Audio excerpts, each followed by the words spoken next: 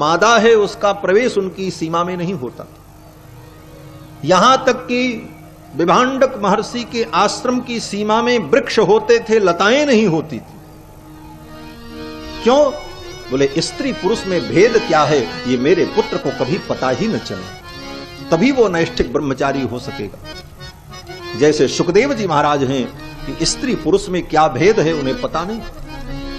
भागवत में कथा आती है कि जब सुखदेव जी पैदा हुए तो जंगल की ओर चल पड़े।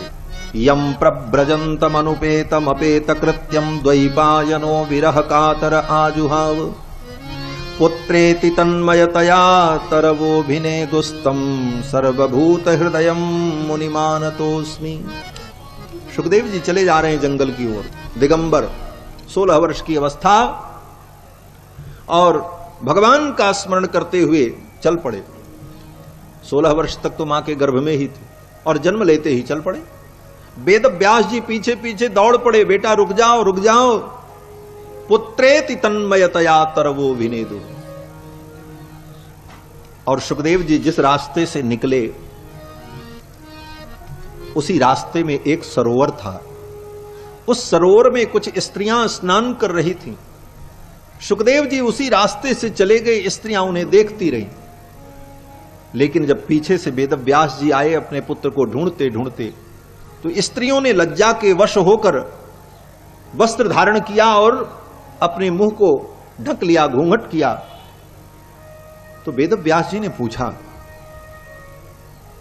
कि मेरा युवा पुत्र नग्न अवस्था में निर्वस्त्र, मेरा पुत्र शुक इसी मार्ग से चला गया और मेरे युवा पुत्र को देख करके तुम्हें लज्जा नहीं आई और मुझ बूढ़े को देख करके लज्जा कर रही हो?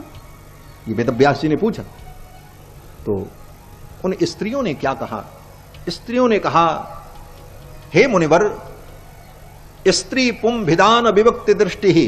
स्त्रियों ने कहा कि लज्जा का कारण क्या है ये जान लो। आपके पुत्र सुखदेव योगी हैं, उनकी दृष्टि में स्त्री पुरुष में कोई भेद ही नहीं है, इसलिए उनसे लज्जा का कोई कारण नहीं है। लेकिन आप वृद्ध होते हुए भी आपको स्त्री पुरुष के भेद का ज्ञान है, इसलिए आपसे लज्जा करना ये धर्म है, ये उचित है। वेद व्यास जी मौन हो गए। कहने का तात्पर्य कि नैष्ठिक ब्रह्मचारी होने के लिए ये भेद की दृष्टि भी जीवन में न हो। इसीलिए विभांडक महर्षि ने अपने पुत्र श्रृंगी को जंगल में रख करके पाला पोसा और सबसे दूर रखा। महर्षि वाल्मीकि लिखते हैं कि अनभिज्ञस्तु नारीणाम विषयाणाम सुखस्य च। श्रृंगी महर्षि को विषयों के विषय में कोई ज्ञान ही नहीं था। विषय क्या है? बोले विषय, ऐसे विषय का मतलब तो हम लोग समझते हैं सब संसार में जितनी वस्तुएं सब विषय है, लेकिन विषय का मतलब है इंद्रियों का विषय। हमारे शरीर में 5 ज्ञानेंद्रियां हैं और 5 कर्मेंद्रियां हैं, और इन 5 ज्ञानेंद्रिय और 5 कर्मेंद्रिय को नियंत्रित करने वाली एक इंद्रिय है जिसका नाम है मन। वो 11वीं इंद्रिय मानी जाती है जो सब पर नियंत्रण रखती है, 5 ज्ञानेंद्रियों पर, 5 कर्मेंद्रियों पर। तो जो 5 ज्ञानेंद्रियां हैं वो 5 ज्ञानेंद्रियां 5 विषयों का अनुभव करती हैं, और उनको विषयों का अनुभव कराने के लिए 5 कर्मेंद्रियां उनकी सहायक बनती हैं, वो कर्म करती हैं। जैसे हाथ कर्मेंद्रिय है और जिह्वा बोले ये ज्ञानेंद्रिय है। अब हाथ जो है लड्डू को उठा करके मुख में रखता है, हाथ रूपी कर्मेंद्रिय सहयोग करती है, तो जिह्वा रूपी ज्ञानेंद्रिय उस रस का अनुभव करती है। जिह्वा ज्ञानेंद्रिय, तो ज्ञानेंद्रियां विषय का अनुभव जो करती हैं, तो जीभ से रस का अनुभव, आंखों से रूप का अनुभव, कानों से शब्द का अनुभव, और नाक से गंध का अनुभव, और शरीर की त्वचा के द्वारा स्पर्श का अनुभव। यही 5 विषय है: रूप, रस, गंध, स्पर्श और शब्द, इन्हीं को विषय कहा गया है। ये 5 विषय, और संसार में जितना सुख हम अनुभव करते हैं इन्हीं 5 माध्यमों से करते हैं। किसी भी सुख की आप चर्चा करो, नाम लो, इन्हीं 5 के अंतर्गत है। आपको भोजन करने में बहुत सुख मिलता है, तो इसमें कारण क्या है? बोले वो जिह्वा पर जाकर के रस देता है, ये रस सुख है। आपने बड़ा सुंदर घर मकान बना लिया, साज सज्जा आपकी बड़ी सुंदर हुई, इससे जो सुख मिला वो सुख क्या है? बोले दृष्टि का सुख है, आंख उसे देख करके सुख का अनुभव कर लेती, ये रूप का सुख है। गंध का सुख, आपके अगल बगल सुगंधी हो, सुगंधित वातावरण हो तो नाक को सुख मिलता है। आपके अगल बगल रहने वाले लोग आपसे उचित व्यवहार करते हो, प्रेम पूर्वक बोलते हो, आपके अनुकूल बोलते हो, तो ये शब्द सुख है। और बाकी सुंदर कपड़ा पहनना, सुंदर बिस्तर पर सोना, अपने बच्चे को गोद में लेकर के दुलार करना, अपनी प्रियतमा को हृदय से लगाना, ये सब स्पर्श सुख के अंतर्गत है। इससे स्पर्श सुख प्राप्त होता है। तो रूप रसगंध स्पर्श शब्द, ये 5 जो विषय हैं इंद्रियों के, ये विषय ही सुख के साधन है। और जिन विषयों से सुख मिलता है, इससे अनभिज्ञ हैं ऋषि श्रृंगी। वाल्मीकि जी कहते हैं कि अनभिज्ञस्तु नारीणाम विषयाणाम सुखस्य च, विषयों का जो सुख है इस सुख से अनभिज्ञ हैं, जानते ही नहीं। श्रृंगी महर्षि को लड्डू खिलाओ चाहे मिर्चा खिलाओ, उनको पता ही नहीं चलता है क्या खा रहे हैं। यही अनभिज्ञता है, खा लिया बस। कान में कोई सुनाओ, गाली दो, चाहे प्रेम से बोलो कि आप बड़े अच्छे हो, उनको अंतर नहीं समझ में आता। अनभिज्ञ है, विषयों से अनभिज्ञ है। ऐसे विरक्त महात्मा महाराज। लेकिन भगवान की माया, भगवान की लीला बड़ी विचित्र है। ऐसे अनभिज्ञस्तु नारीणाम, इनका भी भगवान ने विवाह करा दिया। जो नारी से अनभिज्ञ और जिसके पिता ने इतनी तपस्या की कि मैं अपने पुत्र को नैष्ठिक ब्रह्मचारी बनाऊं, उसका भी ब्याह भगवान ने कराई दिया। इसलिए सच्ची बात तो यही है कि राम कीन चाहे सोई होई, करे अन्यथा अस नहीं कोई। राम जी जो करना चाहते हैं वही होता है। सर्वस्य रामं वश, रामस्य सर्वं वश, राम के बस में ही सब कुछ है। राम जी जो करते हैं सोई होता है। कितनी ऐसी कथाएं हैं। श्री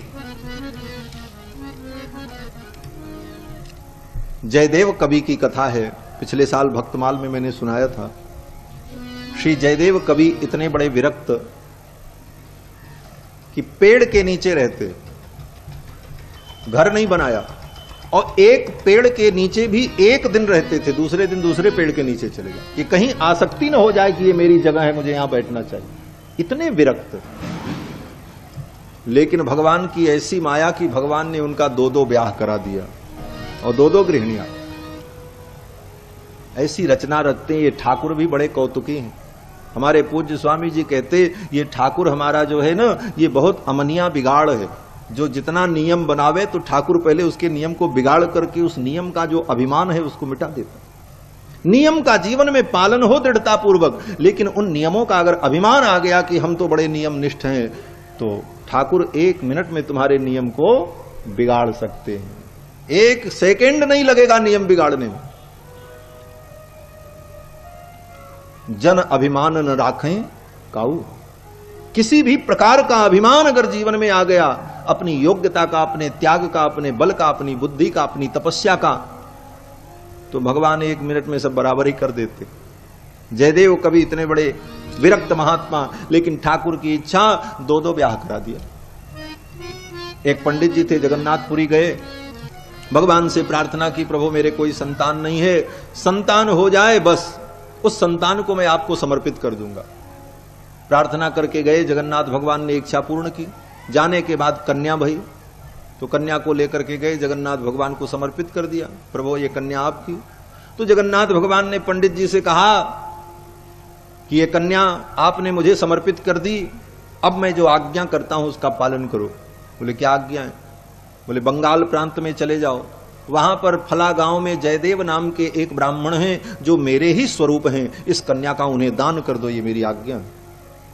बेचारे बैठे थे पेड़ के नीचे और वहां से आदमी आए, कन्या लेकर के वो ब्राह्मण आए और अपनी कन्या का दान कर दिया। बोले भगवान की आज्ञा, और भगवान की आज्ञा उन्हें सिरोधार्य करनी पड़ी। तो ठाकुर की लीला बड़ी विचित्र है। ठाकुर कब क्या करते हैं ये किसी को पता नहीं। श्रृंगी महर्षि इतने बड़े विरक्त और इनका भी ब्याह हो गया। कैसे हुआ? सुमंत जी महाराज कथा सुनाते हुए कहते हैं कि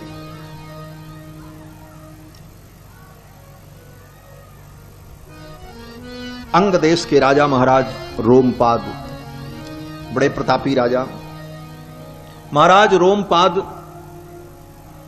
उनके कोई संतान नहीं। एक कन्या जिसका नाम शांता, वो भी कन्या उनकी अपनी बेटी नहीं, श्री दशरथ जी महाराज की बेटी।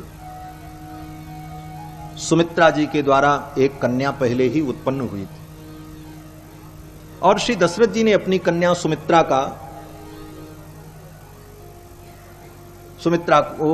जी की कन्या को दशरथ जी महाराज ने अपने मित्र रोमपाद को दे दिया था, दत्तक पुत्री के रूप, जिनका नाम शांता था। ये शांता जी राम जी की बहन है और श्रृंगी महर्षि की पत्नी है। इन्हीं के साथ श्रृंगी जी का ब्याह हुआ। शांता जी रोमपाद महाराज के घर में थी। महाराज रोमपाद के राज्य में अकाल पड़ा।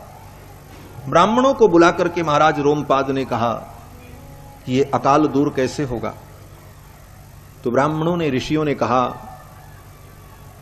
कि श्रृंगी महर्षि जो विभांडक महर्षि के पुत्र हैं उनको बुलाया जाए और उनको आप अपनी कन्या का दान कर दें तो आपके राज्य का अकाल दूर हो जाए।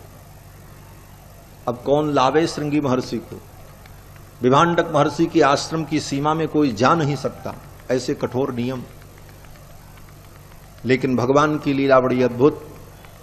राजा रोमपाद ने कहा कि जो इस कार्य को करेगा, श्रृंगी महर्षि को मेरे राज्य की सीमा में लेकर के आएगा, मैं उसको अपना आधा राज्य दे दूंगा। गणिकाएं तैयार हो गईं और कुछ गणिकाओं ने कहा महाराज ये कार्य मैं कर दूंगी।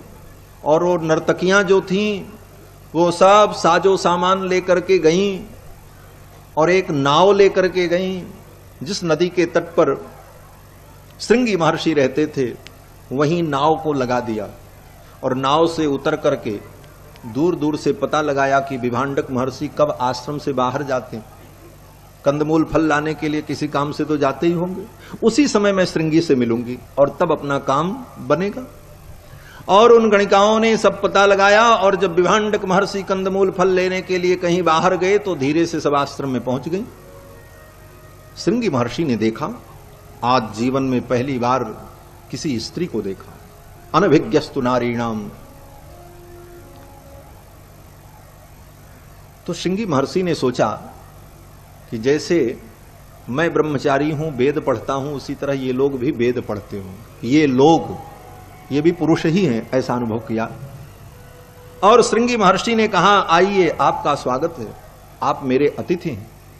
क्योंकि वेदों में लिखा है अतिथि देवो भव, अतिथि देवता होता है और अतिथि की पूजा करनी चाहिए, तो मैं आपकी पूजा करूंगा। अब तो बेचारी गणिकाएं डर गईं, इतने बड़े महात्मा मैं इनसे अपनी पूजा कराऊं, लेकिन काम करना है इसलिए भाई तो नाटक करना ही पड़ेगा। फिर सब ने पूजा करवाई और श्रृंगी महर्षि ने पूजन किया उनका विधिवत। महर्षि वाल्मीकि लिखते हैं कि श्रृंगी महर्षि ने कहा करिष्ये वोत्र पूजाम वै सर्वेषाम विधि पूर्वकम। विधि पूर्वक मैं आपकी पूजा करूंगा। इदम अर्घ्यम इदम पाद्यम इदम मूलम फलं च नः। इदम अर्घ्यम समर्पयामि, पाद्यम समर्पयामि, फलम समर्पयामि, पुष्पम समर्पयामि। सब समर्पित किया और उनका पूजन किया उन गणिकाओं का। गणिकाएं बेचारी आंख बंद करके सब पूजा स्वीकार कर रही थी, क्योंकि राजा का कार्य करना था। जब पूजा संपन्न हो गई तो श्रृंगी महर्षि ने परिचय पूछा कि आप लोग किस गुरु के शिष्य हैं और कौन से वेद का अध्ययन करते। क्योंकि श्रृंगी महर्षि को तो यही मालूम था कि हर व्यक्ति पैदा होता है और फिर किसी गुरु की सन्निधि में वेद शास्त्र पढ़ता है और यही इतना जीवन है। इसके अलावा संसार का कोई ज्ञान उनको था नहीं। तो गणिकाओं ने कहा कि हमारे गुरुजी जो हैं हमको साम वेद पढ़ाते हैं।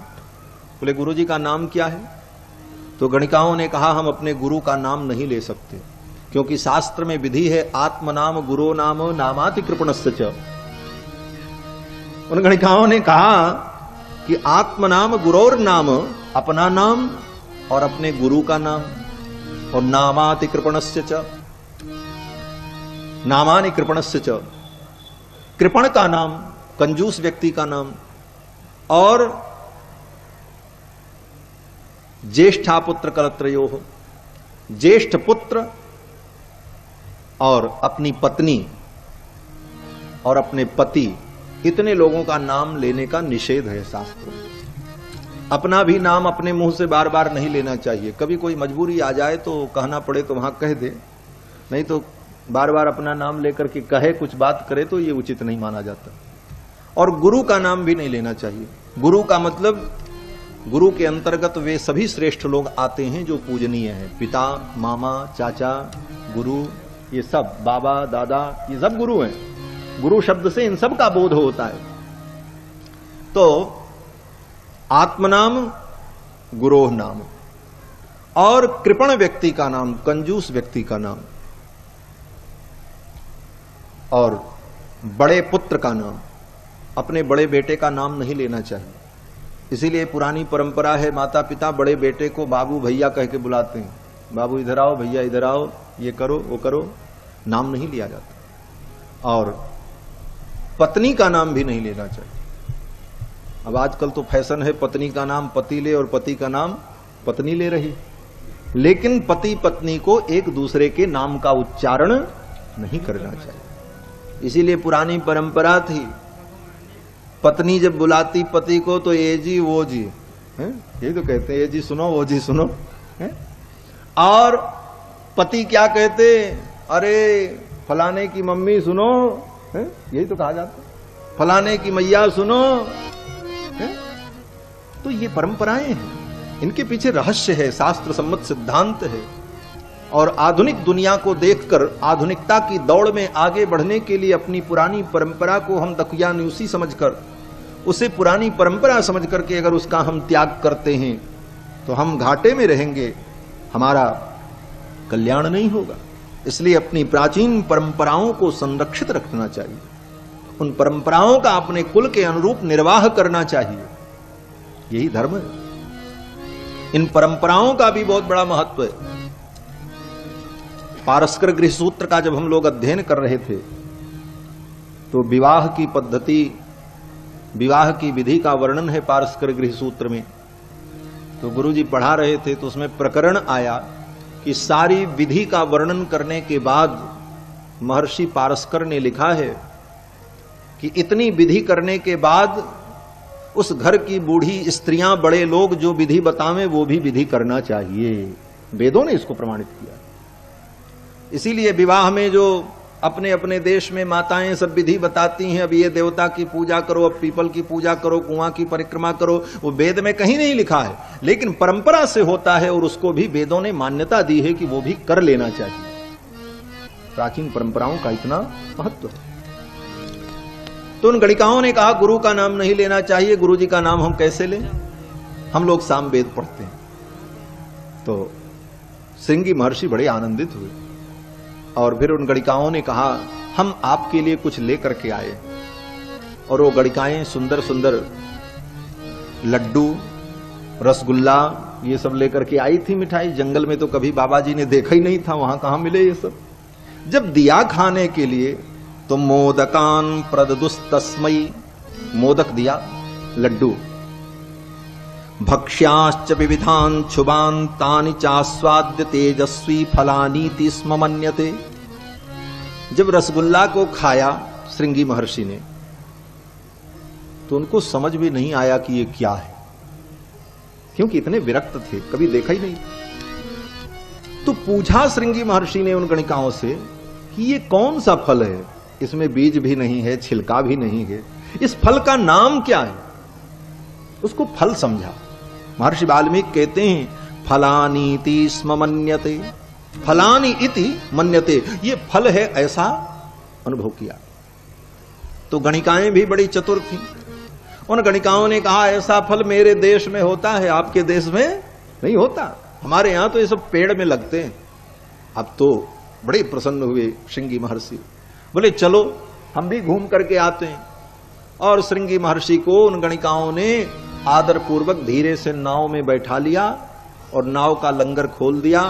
नाव धारा में बहने लगी और गणिकाएं सुंदर गीत सुनाने लगी, संगीत सुनाने लगी और श्रृंगी महर्षि को इसी जाल में उलझाकर और धीरे धीरे लेकर के अंग देश पहुंच गए।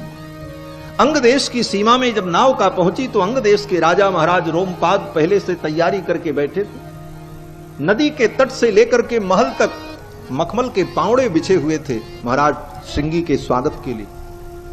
ब्राह्मण लोग वेद पाठ करने के लिए उपस्थित थे, गायक गुणी जन उनके स्वागत के लिए उपस्थित थे।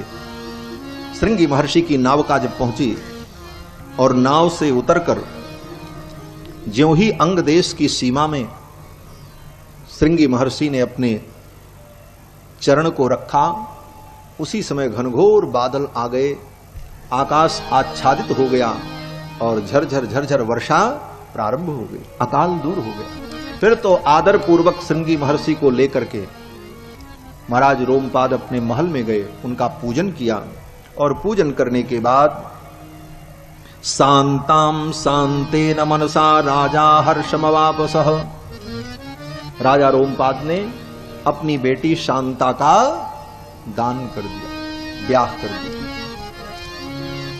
अब जब ब्याह हो गया तो सब अनुभव कराया उनको, संसार क्या है कैसे। फिर तो आनंद पूर्वक श्रृंगी महर्षि अपनी पत्नी शांता के साथ महाराज रोमपाद के यहां रहने लगे। इधर विभांडक महर्षि को पता चला, चल पड़े खोजने के लिए और ढूंढते ढूंढते आए। जब उनको पता चला कि मेरे बेटे को इस तरह से महाराज रोमपाद ने बुला लिया और मेरे बेटे का ब्याह करा दिया, विभांडक महर्षि को बहुत क्रोध आया। मैं अपने पुत्र को नैष्ठिक ब्रह्मचारी बनाना चाहता और मेरे पुत्र को गृहस्थ बना दिया। आज मैं राजा को शाप देकर के उसके राज्य को नष्ट कर दूंगा। क्रोध में आए, अब तो सारी प्रजा थरथर कांपने लगी कि आज महाविनाश होगा। लेकिन विभांडक महर्षि जब महल के अंदर पहुंचे और सिंहासन पर बैठे हुए अपने पुत्र श्रृंगी को देखा और श्रृंगी के बगल में बैठी हुई पुत्र वधू शांता को देखा। आज तक तो श्रृंगी महर्षि बलकल वस्त्र पहनते थे, लेकिन आज दिव्य पीतांबर और दिव्य राजसी वस्त्र में अनेक प्रकार के आभूषणों से अलंकृत उनका श्रीअंग और बगल में विराजमान लक्ष्मी के समान शोभायमान बहु शांता को जब देखा तो ऐसी जुगल जोड़ी को देखकर विभांडक महर्षि का क्रोध शांत हो गया। विभांडक महर्षि ने सोचा अब जो होना था सो तो हो गया, भगवान की यही इच्छा थी, अब तो शाप देना उचित नहीं है, अब तो इनको आशीर्वाद देना उचित है। और फिर अपने पुत्र को और अपनी पुत्र वधू को विभांडक महर्षि ने आशीर्वाद दिया। पुत्र को आशीर्वाद दिया चिरंजीवी भव और अपनी पुत्र वधू को सौभाग्यवती भव, ऐसा आशीर्वाद देकर के भगवान का स्मरण करते हुए विभांडक महर्षि चले गए। सुमंत जी कहते हैं, राजन वो श्रृंगी महर्षि परम तपस्वी तपःपूत अंग देश के राजा महाराज रोमपाद के जामाता, उन्हीं को बुलाया जाए और उन्हीं के द्वारा यज्ञ संपन्न हो। फिर तो श्री दशरथ जी महाराज ने अपने सेवकों को बुलाया और स्वयं अंग देश की यात्रा करते, किसी दूत को नहीं भेजा बुलाने के, ब्राह्मण को, आचार्य को, गुरु को अगर बुलाना है तो स्वयं विनम्रता पूर्वक जाकर के निमंत्रण देना चाहिए और बुला करके लाना चाहिए। किसी दूत और सेवक को भेज करके उनको बुलवाना ये अपराध माना जाता है। स्वयं श्री दशरथ जी महाराज अपने परिकरों को लेकर के और अपनी पत्नियों को लेकर के अंग देश की यात्रा करते हैं। सप्ताष्टास दिवसान राजा राजानमिद्ब्रवीत, 7-8 दिन तक दशरथ जी महाराज अंग देश में रहे अपने पूरे परिकरों के सहित। और 7-8 दिन जब बीत गए तब श्री दशरथ जी ने अपने मित्र महाराज रोमपाद से कहा, राजन, मैं आपकी पुत्री शांता और आपके दामाद श्रृंगी ऋषि को लेने आया हूं। इनके द्वारा मेरा यज्ञ होगा और मुझे पुत्र की प्राप्ति होगी। आप इन्हें आदर पूर्वक विदा करें।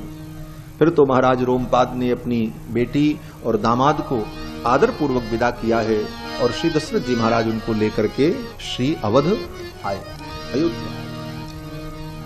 अयोध्या में जब आए तो आते ही यज्ञ नहीं प्रारंभ हुआ।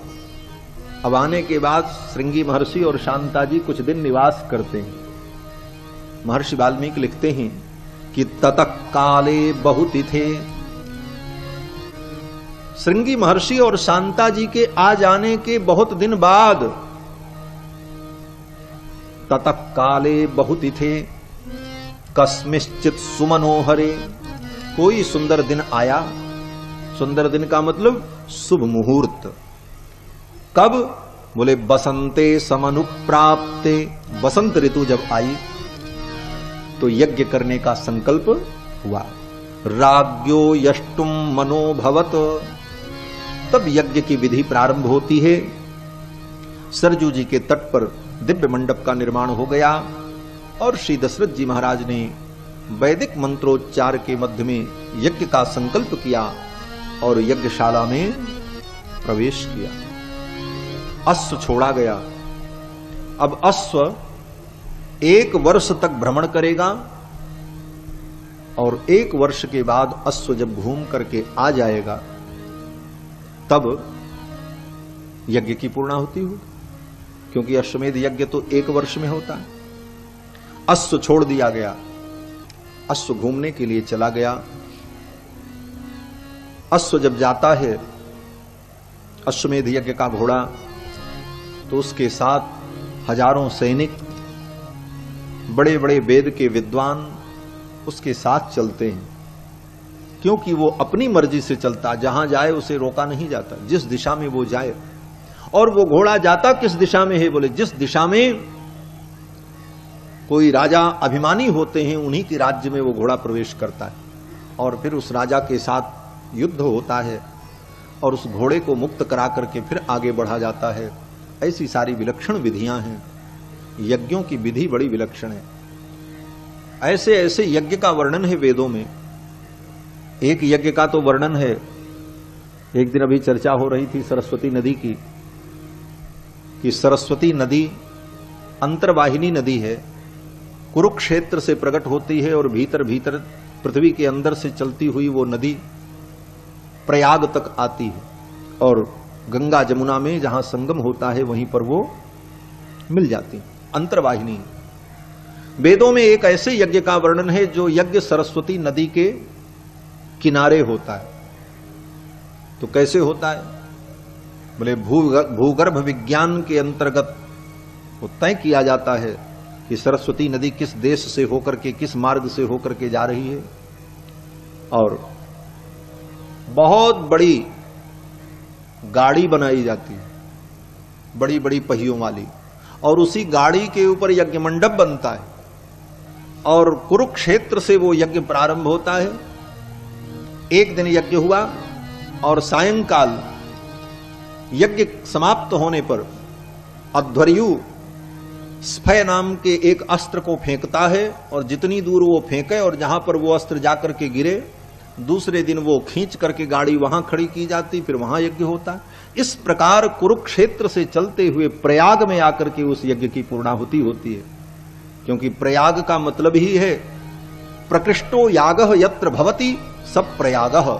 जहां पर बड़े बड़े यज्ञ होते आए हैं ऐसे भूमि का नाम प्रयाग है।